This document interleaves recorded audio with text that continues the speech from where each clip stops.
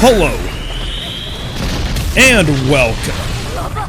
Dandadan. We're only halfway through this anime season, but I think enough time has passed that we can recognize this anime for what it is. Anime of the year. Yeah, I'm spoiling my year-end list in advance because what's going to top it? This was my most anticipated new anime of the year, and it has not only met but far exceeded my already high expectations, and then some. In fact, whatever I say in this video, I don't think will accurately portray how incredible this anime has been, which is why you should join me as I continue my journey to discover the perfect anime. Now, normally I'd give a plot synopsis to start these videos, but I'm going out on a limb and assuming that if you're watching this video, you're likely already somewhat familiar. Even if I do give a short summary, I don't think that would be accurate to describe how unbridled the chaos is of this anime. So instead, here's a very brief montage.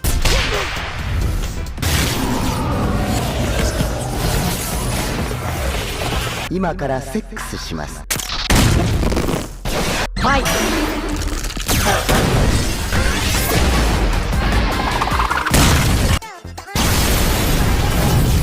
That was just the first episode. The only correct answer to what genre Dandadan is yes. Anything that can exist does, and wants Okarune's balls. But you can't make an incredible anime off of zaniness alone. Sure, weirdness can go a long way, but you need something to attach your viewers to. You need something to not just be wild and wacky, but to stand out and show the world what you're capable of. Which is why I think that having Okarune and Momo be the dual protagonists is such a good idea. And they are dual protagonists with zero balls between them. Okarune is just as much the main character as Momo is, and vice versa. Okarune is a shy guy who doesn't have a single friend and dreams of one day contacting aliens. But when said aliens do try to contact Momo, he fights against them as they tried to harm her. Momo is a misunderstood girl who believes in ghosts and is willing to stand up for Okarune even when no one else does. She mocks him for his weird theories, but is willing to hear him out and see what kind of a good guy he really is.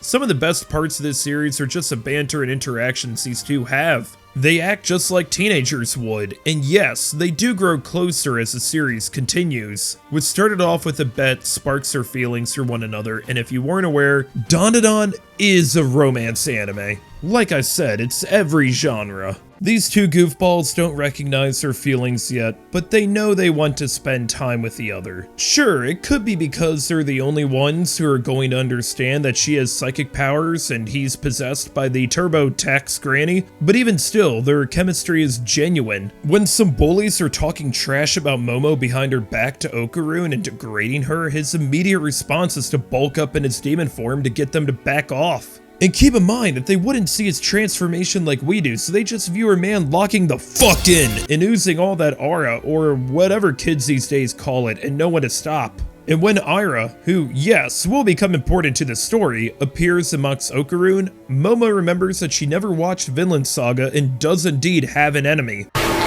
I was fortunate enough to go and see the first 3 episodes with some friends in theaters a few months ago, and there were some interviews between the creator of the manga, Yukinobu Tatsu, and the editor, Shihei Lin, and in it Tatsu expressed interest in writing a romance manga, so Shihei Lin's response was to get Tatsu to read 100 shoujo romance manga for research. Yeah, 100 manga. Imagine if he wanted to make a sports manga and was forced to play for the Jacksonville Jaguars first. Hey, I thought artists were supposed to suffer for their art. For the sake of Tatsu's bones, I'm glad he went with romance instead. But even so, the romance feels like a natural progression here. They're both awkward and unsure how to approach the other, but hey, they're teenagers. I'm sure they'll figure it out. But you know, that's fine and all. Romance isn't the only part of this anime. You see, I'm Drew Granny, and hello and welcome to Whose Balls Are It Anyway, where the yokai aren't made up and the backstories matter. Half of Dandadan is a high school slice-of-life romantic comedy, and the other half is Okarune's balls get stolen and are the key to unlocking the universe or something. We honestly don't know, but everyone wants them. Aliens want them, cryptids want them, turbo grannies want them, yokai want them, high school girls want them, more than one actually. Poor guy really can't catch a break. If Dandadan was a light novel, it would be titled something like, "Would you fall in love with me even if my balls were stolen by a speedy ghost granny who got turned into a marketable plushie? This is a story of how I became a ghost hunter ace, from background character to shonen MC.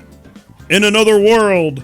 However, I think it's extremely important to bring up how this is all presented. Each fight shown so far has been color-coded in their own way. Serpo aliens are blue, Flatwoods monster is black, Turbo Granny red, Acrobatic Silky pink. This is all done for two reasons. One, to show how the characters have effectively entered another dimension during these fights outside of the rest of the world. And two, because they look awesome. Dandadan has some of the most visually creative and imaginative fights of the year, and has a visual style that reminds me a lot of Mob Psycho 100 in its own right. In fact, I've been reading the manga for about 2 years now, and one of the ongoing discussions I saw brought up time and time again was which studio would adapt this series. It would be a Herculean task no matter who would step up to the plate, since just look at this manga art. It is consistently one of the best drawn series serialized weekly, so after a while some camps began to emerge. Now, I was on the side of Studio Bones after their incredible work with the previously mentioned Mob Psycho 100, which is one of my favorite anime ever. I thought if any studio could match the level of detail and creativity from the manga, it would be them, but many brought up Studio Trigger as a possible candidate. Trigger normally doesn't adapt pre-existing sources. They're more of an anime original studio, and if they adapt existing sources, they usually come up with their own stories.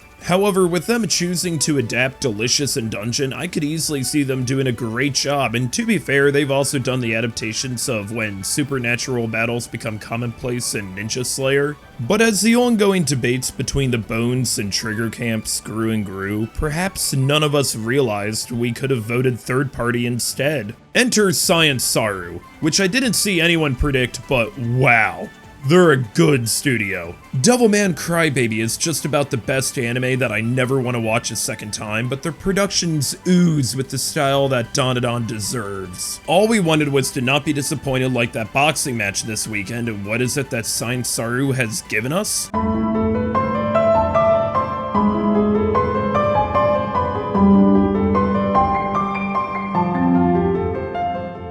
This is why I'm making this video now.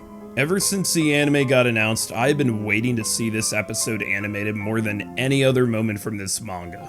This is when you realize how powerful Dandadan can be. On the surface, it's a goofy anime about finding this guy's balls, but the true genius of Tatsu's story is portrayed here.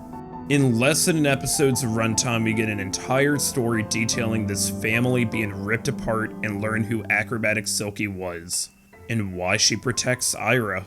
I got emotional reading this chapter of the manga, and the anime actually leaves some parts up to interpretation, but I'd say it manages to hit even harder. When this episode came out, I was waiting to see how Science Saru would deliver, and it alone has convinced me that Dandadan is an anime that will be remembered for a long time to come. They're putting all of their effort into this series, and it shows. I don't want to leave off on such an emotional beat, so I'll just mention that I will revisit this episode more in a future video later on. But yes, this episode is when I realized that Dandadan was going to be my anime of the year. It's something special when one of your favorite manga is getting the incredible adaptation that it deserves. And listen folks, this is just the beginning. If you think what we've seen so far is a peak of the series, we've only seen the least weirdest, the least developed part of the story so far. And what we have seen is truly remarkable. Dandadan is so much. It's a battle shonen, it's a romance, it's a slice of life, it's funny, it's weird, it's chaotic, it's beautiful, it's emotional, it's a child, it's a mother, it's everything and then some. And it no doubt brings us one step closer to finding the perfect anime. Oh yeah, I haven't mentioned the OP yet, but it's so good! I swear, if the next time I go to an anime convention rave and they play this, I am going to astral project. I will only remember that moment in the third person. Not only can you predict my year-end best anime list, but I'm sure you can also predict my Spotify rap too. If you enjoyed this video, then be sure to sub for more. I've still got more videos coming soon, and I'm working on reaching 5,000 subs before the end of the year, so if you do subscribe, that'll really make my day. Oh yeah, next video will be on ReZero Season 3, by the way. Thanks for watching, and I'll see you in the next one. Dear God, Momo, your grandmother is so hot, holy fuck!